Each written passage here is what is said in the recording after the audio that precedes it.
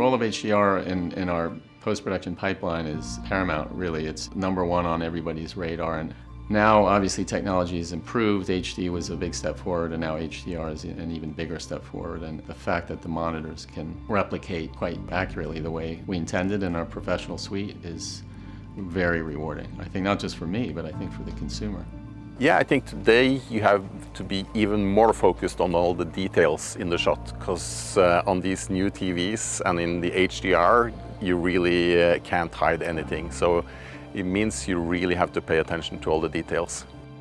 So HDR is finally something, that kind of moved this industry away from us having to go just to the cinemas, be able to see fantastic looking images, to be able to sit at home and be able to see fantastic looking images. It won't be long now before most people's televisions in their houses are HDR, so they'll be looking for more and more HDR material to screen on those. So I think it's very important.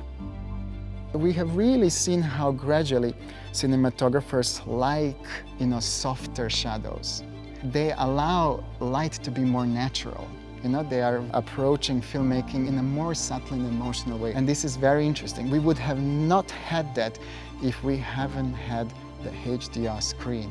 One of the important aspects of HDR is that it gives us a sort of wider dynamic range in the highlights and the lowlights. It's like there's a normal container for HD, and then there's this massive container of HDR. And the benefit to the consumer is that they're able to see deeper blacks, but they're not crushed. They have more detail in them. You have brighter highlights, but they're not clipped or blown out. And to be able to reproduce that from the color suite to the home and have that ability to display the image properly within that high dynamic range is something that's a super powerful tool. The Panasonic OLEDs handle that HDR capability really in a very impressive way.